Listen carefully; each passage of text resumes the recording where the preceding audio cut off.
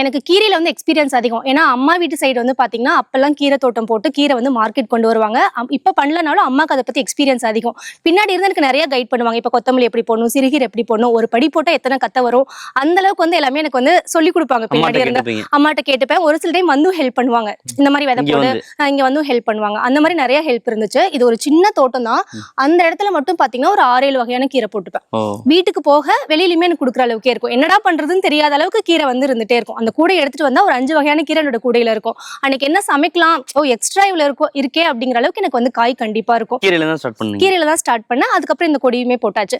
அதுக்கப்புறம் ஸ்டார்ட் பண்ணதான் பாத்தீங்கன்னா இந்த காலிஃபிளவர் முட்டைக்கோஸ்லாம் நம்ம ஏன் ட்ரை பண்ணக்கூடாது, தோப்புல போட்டுட்டு இருந்தாங்க. அது வந்து கொஞ்சம் தூரமா போய் கொஞ்சம் மெயின்டைன் பண்ண முடியல. தோப்புமே கொஞ்சம் மரம் பெருசாயிருச்சு. அப்ப என்ன பண்றதுன்னு தெரியாதப்ப இங்க ட்ரை பண்ணோம். இதுமே வந்து வர ஸ்டார்ட் ஆயிடுச்சு. உங்க வீடியோக்குள்ள பாக்குற சிட்டில இருந்து பாக்குறவங்களுக்கு ஒரு ஆச்சரியமா தெரியும். இப்போ நீங்க இந்த இடத்த கொடுத்த பிறகு இங்க ஈல்டு வர ஆரம்பிச்ச பிறகு இவங்களுக்கு வந்து இயல்பா தானே இருக்கும். இங்க தோட்டத்திலேயே இருந்தவங்க இவங்க எப்படி ரிசீவ் பண்ணாங்க அதை?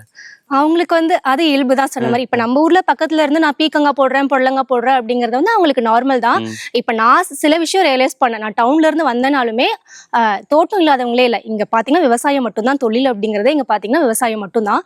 நிறைய வீட்டுல வந்து பாத்தீங்கன்னா காயே இருக்காது. தனக்கு தேவையான இப்ப நம்ம வீட்டுல ஒரு 10-15 பப்பாளி மரம் இருக்கு. இது அப்ப இருந்தே அவங்க மெயின்டைன் பண்ணிட்டாங்க. இப்ப அங்கங்க விதைகள் விழுந்து முளைக்கும். என்கிட்ட பப்பாளி கேட்பாங்க. நான் கூட கேட்பேன், இவ்வளவு தோட்டம் இருக்குல்ல, ஒரு 4-5 பப்பாளி மரம் ஓரமா போட்டு விட்டு அதுவே வரும்ல அப்படின்னு. இன்னும் அதனோட புரிதல் இருக்கான்னு எனக்கு தெரியல.